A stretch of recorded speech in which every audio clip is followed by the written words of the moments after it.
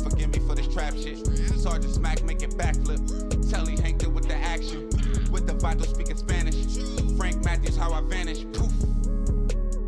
Came back like I'm King Tut. Gold BBS is on a beamer. When Fat Cat was 10 queens up. Ball off the profit, not the re-up. Fly like Puerto Rican Jesus. Uptown like I'm Baby Maine. Just caught a touchdown from the Bay. Well, we have an update this afternoon following a deadly shooting inside of a Greenwood home. Just a few hours ago, the Johnson County Coroner's Office says 20-year-old Jerimiah Martin was the man killed. Right now, Greenwood Police says this shooting was over selling marijuana. We're still digging through a release right now, and we'll have much more later on 13 News at 5 o'clock. We're learning new information about a deadly shooting inside a Greenwood home. We first told you about all of this yesterday. Now police say a teenager shot and killed a man after a botched drug deal. This evening, another man linked to this is in jail. Fox 59's Michael Van Scoik spoke with police and the Johnson County prosecutor about this investigation. When police arrived to this home yesterday afternoon on Odell Lane, they found 20-year-old Jerimiah Martin dead inside the upstairs master bedroom. They say a 16-year-old shot and killed him after Martin brandished a handgun and threatened him during a drug deal. Police detained the 16-year-old and a 21-year-old woman at the start of the investigation. They say this man, 20-year-old Marcus Jones, came to pick up drugs from the woman, but only the 16-year-old was home. Yeah, why pay for it when we can just rob them of it? Investigators say Jones arrived and told the 16-year-old he didn't have the money. That's when he came back later with Jerimiah Martin, who brandished a gun. They probably figured, we'll pull the gun and get one over on this guy and steal everything they got. Police say Martin placed the handgun down at one point, reaching for a rifle already inside. And that's when the juvenile victim saw his opportunity and grabbed the suspect's pistol and started shooting at him with his own gun. Investigators say Jones left at that point, but the teen and Martin then struggled over the rifle until the 16-year-old ultimately shot and killed him. It's not very often you see somebody comes into a house. The allegation is that somebody came into a house and there was an assault going on and then somebody has to shoot in self-defense. We just fortunately don't see a lot like that. Police found Jones in Indianapolis and arrested him on burglary charges. Fortunately, you don't see very often kids this young getting involved in something like this. It's a scary situation. It's disheartening. As police keep investigating, they say Greenwood is a safe community, but they have one simple message. If you're in the drug dealing world, the odds of you being the victim or involved in a violent crime increase substantially. Prosecutor Hamner says the case is still under investigation, which means his office could decide whether or not to file any additional charges. As of now, there haven't been any formal charges filed. In Greenwood, Michael Van Scoik, Fox 59 News.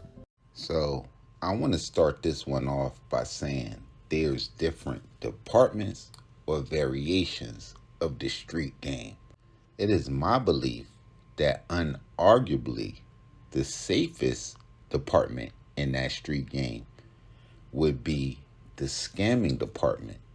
Although during mob ties, I have seen that scamming smells like home invasions, if you know what I mean. But even saying that, I'm going to say that scamming is the safest department of the street game. Now, when you talk about the most dangerous department of the street game, I'm going to have to choose the robbery/home invasion department. Now, I know some people might get in the comment box and argue that the drug dealing department is probably the most dangerous department, and that's an argument that I'll probably take. But even with the jack boys, rivals, and police that are key factors in the drug dealing side of the game, but I'm still going to choose the robbery boys, because with robberies, you need to be on your P's and Q's, because your next move could be your last move, because it's just my belief. And I don't know if it's the school that I came from, but it's my idea that if you're ready to do a robbery, you better be ready to commit a homicide. Yo, salute the almighty mob. We back. It's Shay's Popalot. We headed to Indianapolis with it, the Greenwood section, for a wicked set of events. Now, today, I'm going to tell you guys the story of how your man could put you on to a sweet lick that ain't so sweet. And while doing that, I'm going to tell you guys the story of a 20-year-old by the name of Jerimiah Sir Martin. Now, a key player in Jerimiah Martin's story is going to be a 20-year-old by the name of Marcus Dion Jones Jr., who, according to authorities, was in debt to a 21-year-old white female marijuana dealer by the name of Caitlin Crafton. And it would be a plot that he would hatch with Jeremiah Sir Martin that would ultimately cost Jeremiah his life. Now, while being questioned by police, the 21-year-old marijuana dealer would say that while she was away from her house, she would receive a call from Marcus Jones Jr., who she knew as Black Boy. According to her, Jones's reason for contacting her was to purchase marijuana from her. But Crafton would go on to explain to authorities that Jones, or Black Boy, had come up short in a previous transaction and put himself in the red where he owed her. She would explain that he agreed to pay the debt while picking up more marijuana from her. Crafton, still away from the home, she would contact the unidentified 16-year-old who she had left occupying the residence, just to give him a heads up that Jones would stop by the house to pick up said marijuana. Now, according to authorities, they would say that Marcus Jones Jr.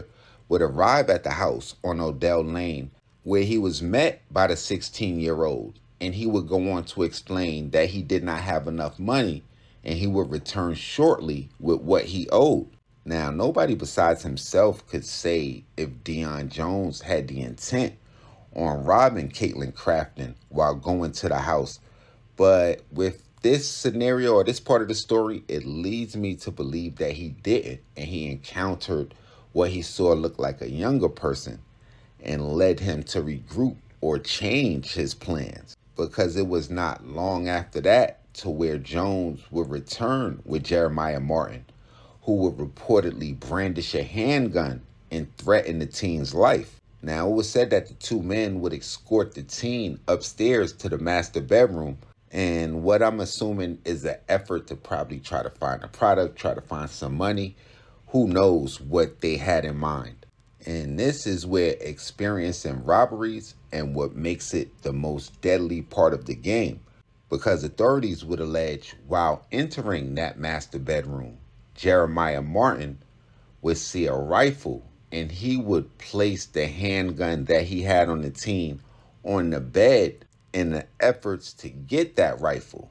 And in the robbery game, that's where the one move cost you everything, because authorities would allege that while putting that handgun down and reaching for that rifle, the juvenile would allegedly grab Martin's pistol and begin shooting at him.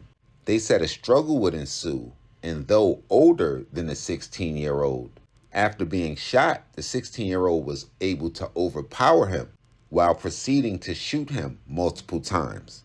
Now, you ask yourself, where is the mastermind of this plot and the person that put Jerimiah Martin in this residence? Jones Jr.? According to authorities, he would flee the scene during the struggle, where he would later be stopped in Indianapolis and taken into questioning and charged with level 2 burglary. Now, I've seen all too many cases to where that burglary charge might be the least of his worries, because he might be fighting his friend's murder on top of that. And it's wild because Jerimiah Martin, who it seems like this probably had to or been one of his first robberies, would lose his life at 20, all because his man put him on to what he thought was going to be a sweet lick. Now, I know some of y'all are wondering, well, how does he know, or is he assuming that Caitlin Crafton is a white girl? Well, I don't know too many black girls named Caitlin, and I did my research. Y'all make sure y'all hit the red bell and subscribe button right under this video so y'all know when this real Trill Spill shit is dropping. Y'all get in the comment box below. Even though the streets is the most dangerous place in the world, y'all let me know what y'all think is the most dangerous department in the street game. Now, don't put your gun down and don't take your eye off the subject. Gotta be the first two rules in the robbery game. And according to these reports, Jerimiah Martin broke both of those rules. Y'all let me know what city we need to go to, what story we need to tell, what I got wrong, what I missed, what gangsta I need to tap in on. Y'all get with me directly on Instagram, Twitter, POP_A_LOT. And y'all know the rundown. We gonna be back with more street shit ASAP. Shay's Popalot. Salute the almighty MOBB.